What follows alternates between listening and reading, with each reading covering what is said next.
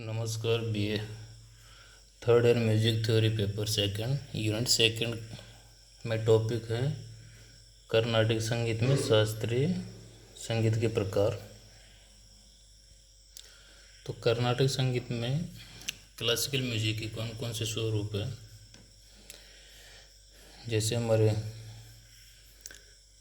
ख्याल गायन, ध्रुपद गायन, धमार, होरी, भजन, टप्पा, तराना गायन शैलियाँ शास्त्रीय संगीत में। वैसे दक्षिण में भी हैं जो अलंकारम, लक्षण गीत, स्वर जति, आलापनम, द्रुत कलाकृति, मध्यम कलाकृति, रागम, तानम, पल्लवी, तिल्लाना, पदम, ऊर्जावली और भजन। तो ये भारतीय जो उत्तर भारतीय संगीत है उसी के समकक्ष से मिलती जुलती रचनाएं हैं। जैसे अलंकारम में, तो अलंकारम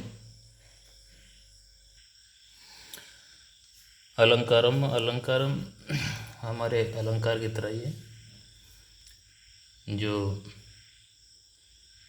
ये आरंभिक चरण है, स्वर साधना, गला तैयार करने के लिए स्वरों का ज्ञान करवाने, जैसे हमारे उत्तर भारतीय संगीत में अलंकार सिखाए जाते वैसे इनमें भी चलते हैं। तो ये हिंदुस्तानी संगीत पद्धति के समान है। दूसरा है लक्षण गीत। दक्षिण कर्नाटकी संगीत में प्रत्येक राग में लक्षण गीत है जिनकी रचना पुरंदरदास जी तथा अन्य विद्वानों द्वारा की गई है। विभिन्न तालों में निबद्ध सरल चीज़ों द्वारा राग का सौंदर्य प्रकट होता है। मतलब लक्षण गीत, जैसे लक्षण गीत में राग के बारे में बताया जाता है। जैसे उत्तर भारतीय संगीत लक्षण गीत के बारे में बताया जाता है जिसमें स्थायी, अंतरा, न्यास, अपन्यास, वर्जित, वादी, संवादी, गायन समय सभी का वर्णन होता है। जिस छंदबद्ध रचना में तो उनको स्वरबद्ध किया जाता है। तो लक्षण गीत में कोई तान आलाप नहीं दिया जाता है, सिर्फ उसमें राग परिचय संगीतबद्ध होता है। तो उसी प्रकार दक्षिण में भी होता है। स्वर जति, तो स्वर जति हमारी उत्तर भारतीय संगीत पद्धति के हिसाब से देखें तो स्वर लिपि है, सरगम गीत है जिनको विभिन्न रागों और तालों में होती है। ये भी प्रारंभिक शिक्षण का अंग है और इसका उद्देश्य भी स्वर ज्ञान कराना है। दक्षिण में स्वर जति जो विभिन्न रागों और तालों में रहती है, अध्ययन के आरंभिक चरण का अंग है और वैकल्पिक रूप में इनमें स्वर फ्रेज के रूप में साहित्यिक भी रहता है। तो ये स्वर जति है जो हमारी सरगम गीत के समान है। आलापनम, जिस प्रकार हिंदुस्तानी संगीत में आलाप महत्वपूर्ण कार्य, विशेषकर जब ध्रुपद गायन होता है तब आलाप विशेष हो जाता है और वादन में भी होता है। तो दक्षिण प्रणाली में आलापना प्राय हिंदुस्तानी संगीत के समान ही है। इसमें कृति के स्वरों का परिचय रहता है और अवनद वाद्य की संगति नहीं रहती है। तो ये हिंदुस्तानी संगीत के समान है आलापना भी। आलापनम, द्रुत कलाकृति और मध्यम कलाकृति। तो कर्नाटक संगीत में कृति महत्वपूर्ण अंग है। इनमें गायन और रचनाकार को अपने रचनात्मक प्रतिभा के प्रदर्शन का असीमित क्षेत्र मिलता है। इसके मुख्य अंग पल्लवी, अनुपल्लवी और चरणम में।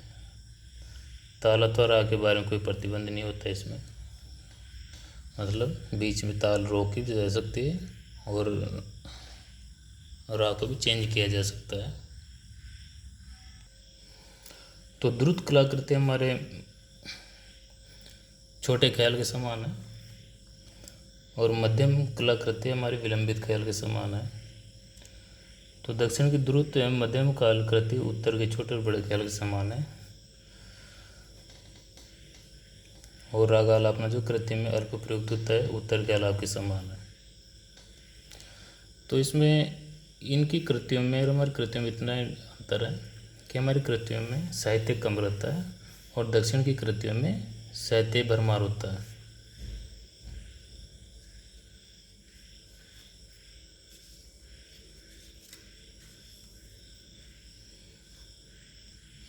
तो कृतियों में पल्लवी, अनुपल्लवी और चरणम भी होता है और निर्वल भी होता है। तो निर्वल काव्य की पंक्ति शुरू किया जाता है और उसी को विभिन्न प्रकार से स्वर विस्तार और सप्तक के चरणों में गाकर गायक पुनः आरंभिक स्वर पे लौट आता है। अर्थात जैसे कि हमारी बोलतान होती है, तो बोलतान की समान इसमें, तो इसमें साहित्य के शब्द को या मुखड़े के शब्द विशेष को पकड़ के उसी को आधार बना के पूरे सप्तक में विचरण किया जाता है। भिन्न भिन्न प्रकार से भावात्मक और लयात्मक और काकू का यूज़ करके बोलतान की जाती है। तो निरावल भी सेम उसी की तरह है।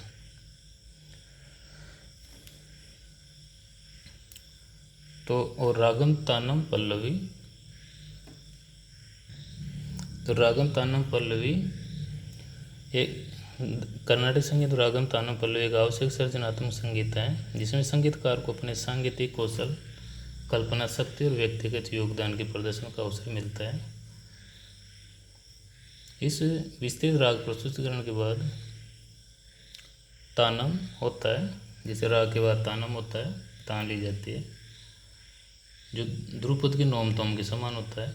अर्थात पहले राग में संपूर्ण विस्तार किया जाता है, अपनी कल्पना कौशलता का परिचय दिया जाता है, संगीतकार के अपने कौशलता का परिचय देना होता है। उसके बाद तानम लिया जाता है जो हमारे ध्रुपद के नोम तोम के समान है। तानम आलापनम लयबद्ध न होने पर भी लय का प्रदर्शन होता है। अर्थात दक्षिण में ताल का रेगुलर बजना आवश्यक नहीं होता है, उनमें लयात्मक संगीत और स्वरमों पे ज़्यादा विशेष ध्यान दिया जाता है, साहित्य में ज़्यादा विशेष ध्यान दिया जाता है। पल्लवी, पल्लवी कर्नाटक संगीत का सबसे बड़ा अंश है, कृति का सबसे बड़ा अंश है, जिसमें संगीत की योग्यता एवं स्तर का पता चलता है।